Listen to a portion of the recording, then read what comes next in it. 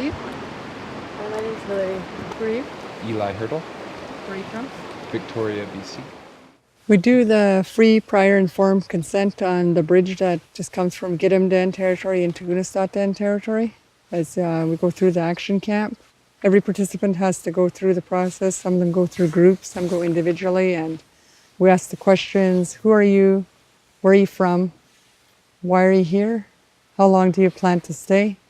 Have you worked for industry or government that's destroying our lands? What kind of skills do you bring? And how will your visit benefit my people? This territory has been unceded and has always been unceded. It belongs to the Unistot'en. They've never given it up to anybody, given permission for anybody else to make decisions on it. And that's why the roadblocks are created. This place is quite strong. There's a lot of spirits here, and they're protecting this territory just as much as we are.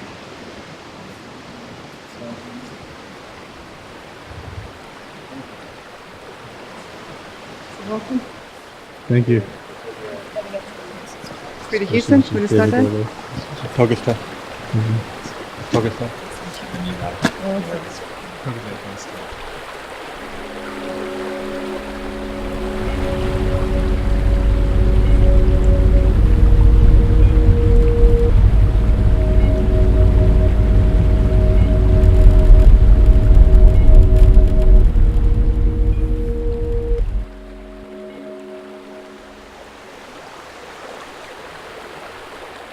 Unceded means that we've never surrendered our soul, or we've never lost it to war. It's always belonged to my people. And the government or the province, federal government, doesn't have no deed showing that we sold our land or anything like that. About 4 years ago, we decided to start a camp right directly in the path of Enbridge and Pacific Trails Pipelines route.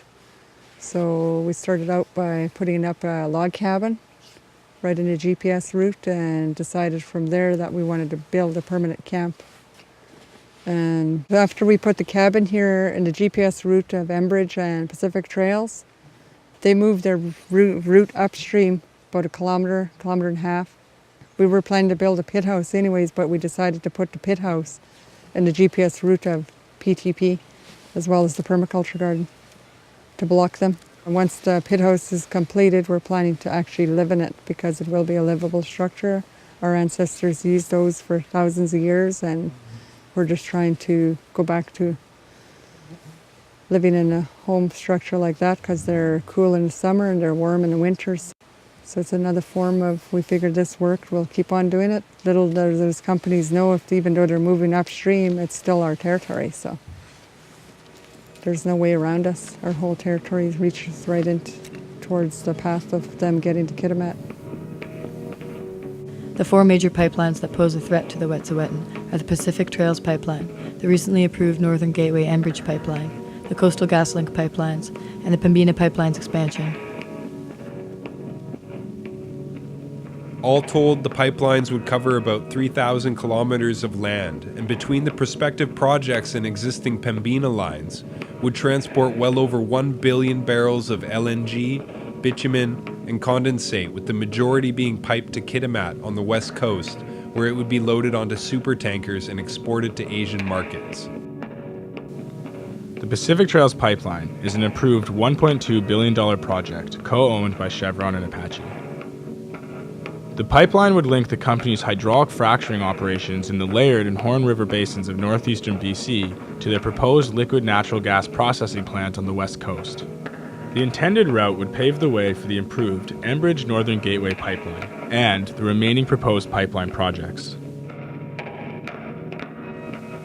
The Unistot'en are one of 5 clans in the Wet'suwet'en Nation.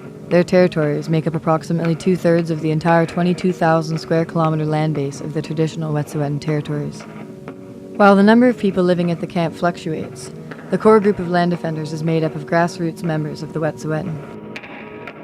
4 years ago when we came back, we decided to start implementing that, what our ancestors have done for thousands of years, and that is to question people before we let them in. And if they can't answer those questions that I stated earlier successfully, then they're turned away.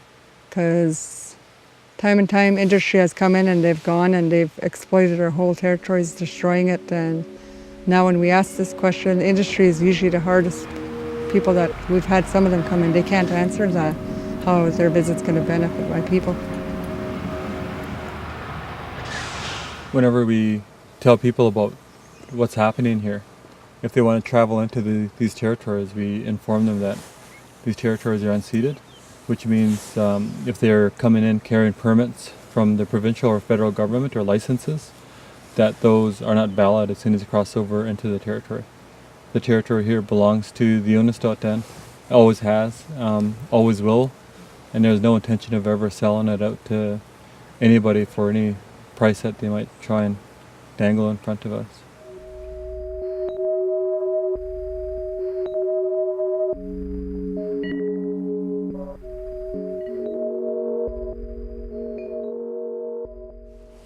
Fracking and tar sands pipelines, the bitumen that they want to kind of bring in from the tar sands of Alberta, are completely contradictory to stewardship of the lands because it's the most destructive practices that humanity's ever invented to any piece of land anywhere, whether it be in situ mining for tar sands or open pit mining of tar sands to hydraulic fracturing of the shale formations in northeastern BC.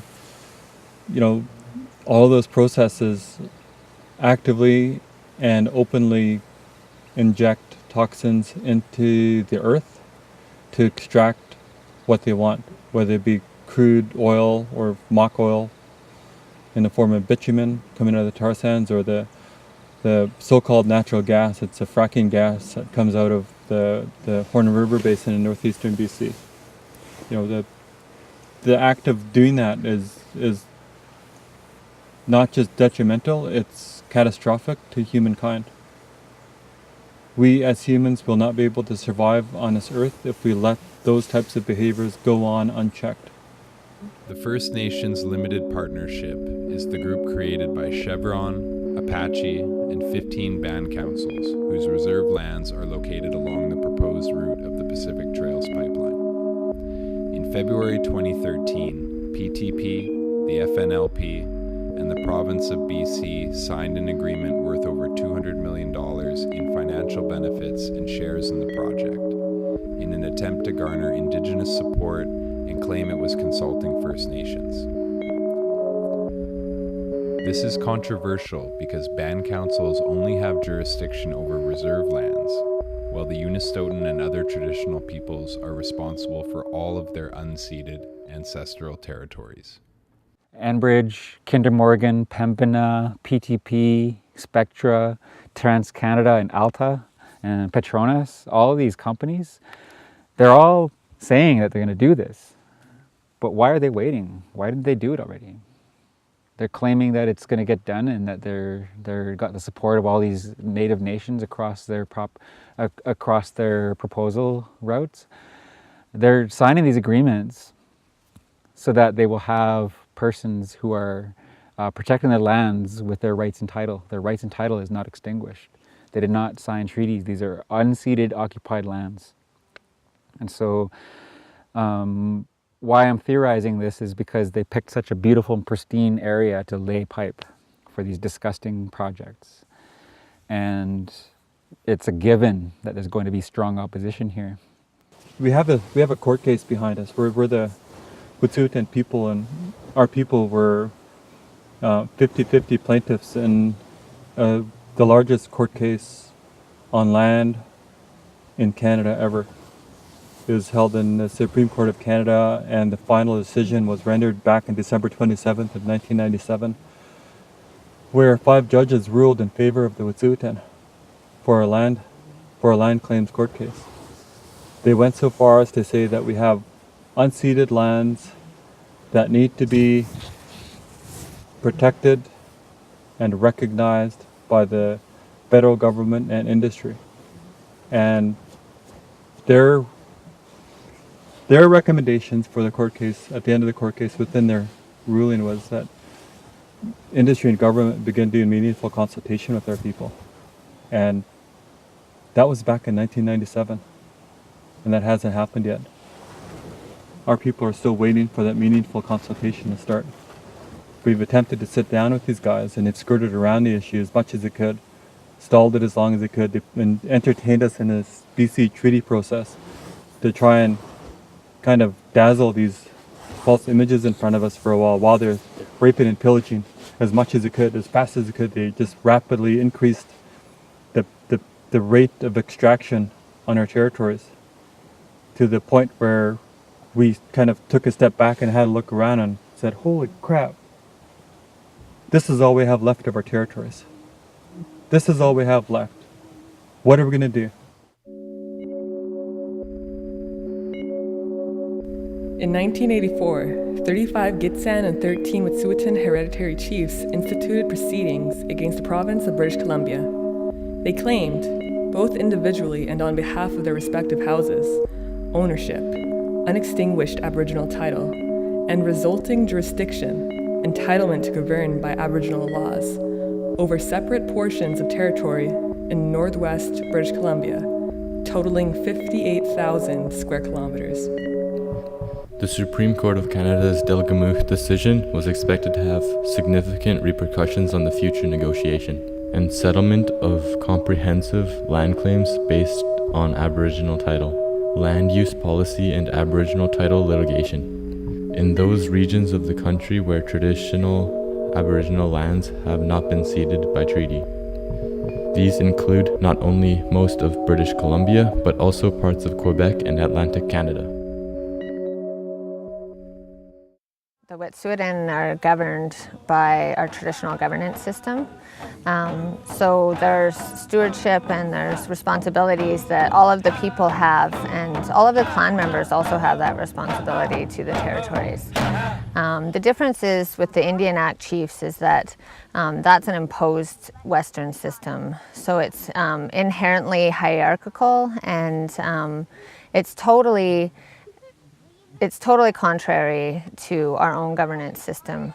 And the actual Indian Act bans, they call themselves, they say they have a chief and councillors.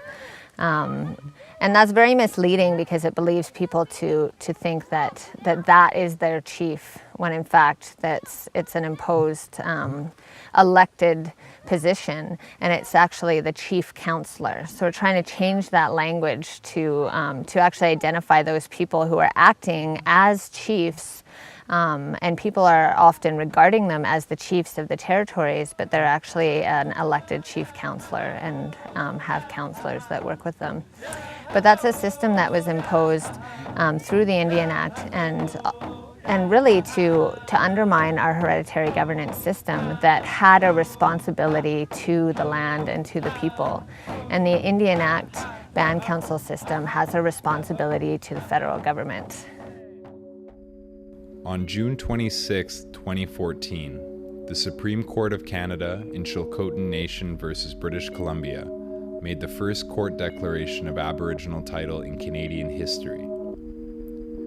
The ruling granted a right of collective ownership to more than 1,700 square kilometers that would give the Chilcotin people the primary rights to decide how the lands would be used. The decision was hailed as a watershed moment for First Nations to achieve recognition of their inherent title and authority over their ancestral lands. But the burden falls on the First Nations to prove their title. To establish Aboriginal title, a people existing on their land for thousands of years must endure the costs and stress of a lengthy legal proceeding in colonial courts, established by settlers on unceded First Nations land through centuries of genocide.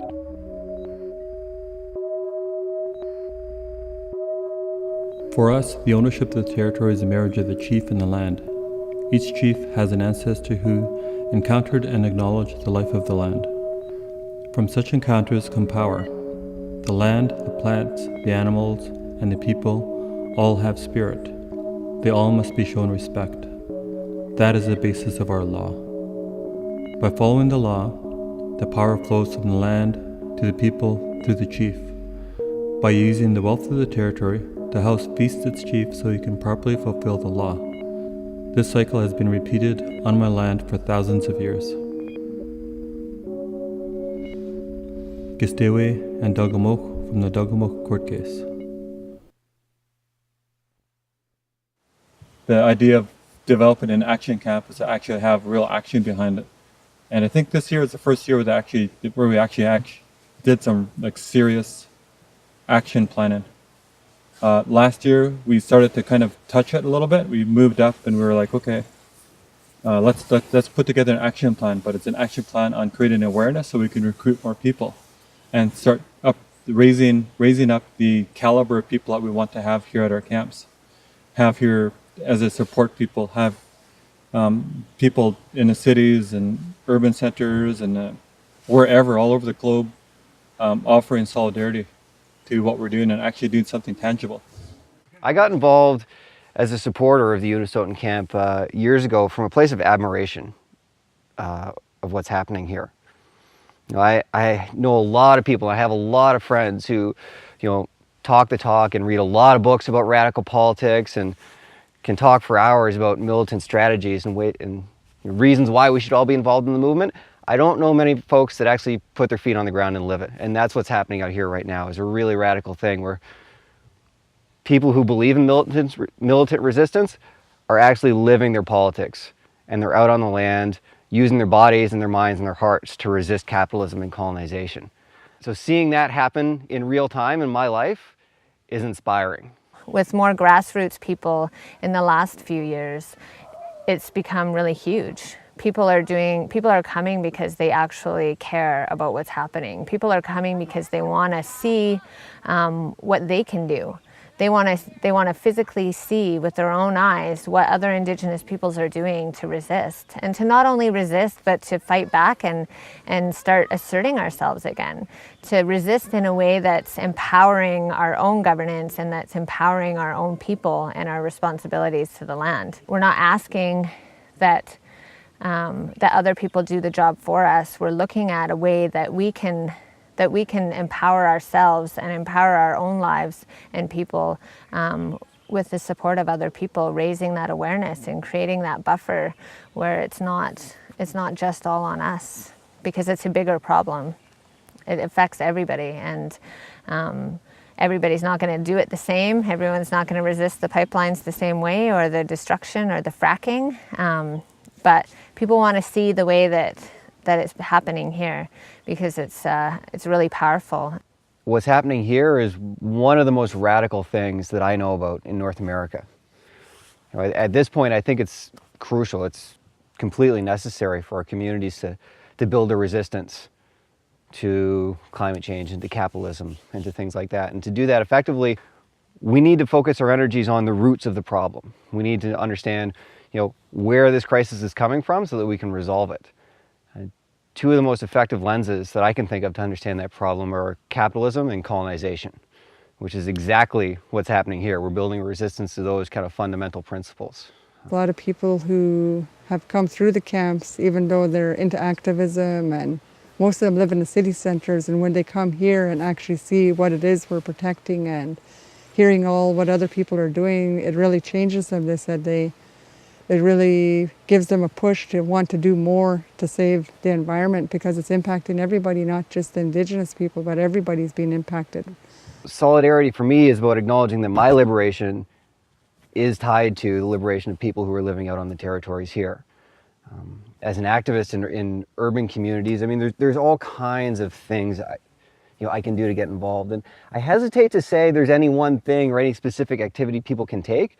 The point is that, you know, you just have to take an interest. And as soon as you open your mind and start looking for ways to get involved, questions start answering themselves. I'm trying to work on bringing youth out to live our own traditional lifestyles again, to start moving out from the cities and just heal themselves, fix themselves, because they're broken. I was broken when I lived there. I didn't even realize it until I came back to the land, and I had this spiritual awakening that I can't really define, but whenever I'd go back to the city, I'd have this thing pulling me back. Every time I slept, I'd have a dream of going back there, and something is bringing me back here. Now that we have a son, we have a 2.5-year-old, for me, that was a really big push to get active and get organized. I couldn't watch his territory just get destroyed and him be left with nothing, and him to ask me, what did I do? I would have failed him as a father. So that's, as grassroots organizers, that's what our responsibilities are, and that's where they lie, is with our kids and his unborn. We want to ensure that his life, that he can grow up on the territory, that he has a life with the opportunity to know his medicines, know how to hunt and know how to trap and know how to be a Wet'suwet'en man, grow up to be a Wet'suwet'en man. But a lot of it is the depths of which all of the lands have already been exploited. There are not a lot of areas that you can go and even hunt moose anymore, or pick the berries, or pick the medicines. And it's really about our future, but also about the fact that we're being pushed to the edge. We're past that tipping point. That tipping point's come and gone. And we're in a downward spiral, and everybody's just sitting back and sipping on their Coca-Colas and all this freaking junk food out there, and watching it all happen and unfold in front of them and pretending that they're oblivious to it. When underneath this facade of life, people actually can sense what's really happening, but they don't know what to do. And those of us who woke ourselves up are actually doing something about it. We are reaching out to everybody out there. We're reaching out to say, get off your sofas, get out of your dens, get out of your dorms, get out of the freaking library, stand up and walk out, have a look around, walk on a trail somewhere, feel those trees, take off your shoes, take off your socks, walk around for a while, feel the earth under your feet, smell the air, go look for a clean source of drinking water. Good luck in finding that. But if you find it, sit there and stay there for a while and enjoy it and realize what it is you've been missing. Because this is what sustains us as humanity. And just because we're stuck in four doors or four walls under fluorescent lights most of our lives, or on rubber wheels cruising around on these pavement roads and stuff, doesn't mean that we're that disconnected. We still have an opportunity to realize the earth that our ancestors embraced, the earth that all of our ancestors embraced at one time. And we still have the opportunity to do that and do what we can to protect her, because if we don't, she's going to slip out of her grip and she's going to let us go. She has no mercy. She'll let us go, and she'll be brutal about it. We have to protect everything that's here, and we have to protect all of the animals that are still surviving, because we're not going to survive. We are the land, and if the land isn't here, then we aren't going to be here either. And we might be here, we might have to move, or we might have to bottle our water, but we won't be here as Wet'suwet'en. And that's what we're fighting for, is to be able to live on our lands as Wet'suwet'en people. And that's becoming harder and harder. One thing we know when we travel out in the territories, we feel complete. Something in us, this void that has kind of followed us our entire lives, when we come out onto the land, suddenly that void is filled with something beautiful, something alive. And that's something that we can't shake loose once it grabs onto us. And it's something that is our driving force today. We're proud Wet'suwet'en, living proudly on Wet'suwet'en land, and fully capable of surviving into the next generations, and bringing all the generations with us, the future generations with us, in a good way. And we want more people to understand that.